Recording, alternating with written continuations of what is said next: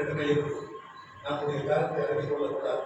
அன்பு, நான் ஒரு தப்பு செய்துவிட்டால் மன்னிப்பு கேட்டுக்கொள்ள வேண்டும். மன்னிப்பு என்பதுதான் வாழ்க்கையில் மிக முக்கியமான ஒன்று.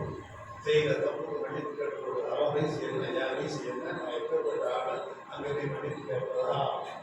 பாவம் என்பதற்கு என்ன முறைகள், எப்படி கண்டுபிடிக்கிறது?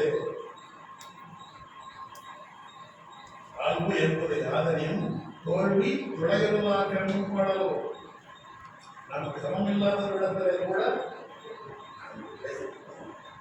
நான் இந்த இடத்துல கூட என்று நம்மை கூட 20-30 வயசு இளைஞரிடத்திலே கூட மன்னிப்பு கேட்டுக்கொள்வது முடியாதான்? இதற்கு சார்பு இருக்குதா இல்லையா என்பதற்கான முறைகள் அடுவர் சொல்வார். தோல்வி, நம்முடைய தோல்வியை துறையின சமம் இல்லாத இடத்தில் ஒப்புக்கொள்வது. அந்த சமத்துக்கு என்ன வேண்டும்? அன்பு வேண்டும். தப்பு செய்துவிட்டால் நாணப்பட வேண்டும், வெட்கப்படவும். ஏதோ ஒரு தப்பு செஞ்சுட்டேன், ஏதோ ஒரு சொல்லிட்டேன், ஒப்புக்கொள்ளவும், நாணப்பட வேண்டிய நீங்க நடக்கப்படாது. நான் ஒப்புரவு கலைவான பயன்படுத்தி இதனால் கலைவான பயன் இதை உருவாக்கியவர்களுக்கு 7 அரங்காவலர்கள் அதை கூட ஒரு சொன்னார். அது ஜெயக்குமார். அதனால் அது யார் இருந்தாலும் மனிதர்கள் வருவார்கள் போவார்கள். கலைவான சந்தையில் அப்படியே இருந்து கொண்டே இருக்கும்.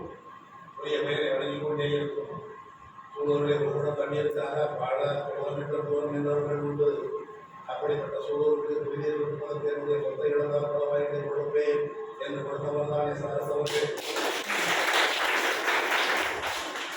பாவையிலே இருக்கின்ற அந்த தொடக்க கூட்டுறவு வங்கி ஒரு நகரத்துடைய தொடக்க கூட்டுறவு வங்கி எப்படி இருக்கிறதோ அப்படி ஒரு கூட்டுறவு வங்கி இந்த சூழலை உருவாக வேண்டும் என்று தாழ்கான அந்த கூட்டுறவு வங்கி தலைவர் கணக்கை எடுத்துக்கொள்வதற்கு குறிப்பிட்ட தொகை, அந்த தொகையை எடுத்துக்கொள்ளாமல் அதை அப்படியே கட்டி கொடுப்பதுதான் சேர்மன் பேர் பண்ண தேவை.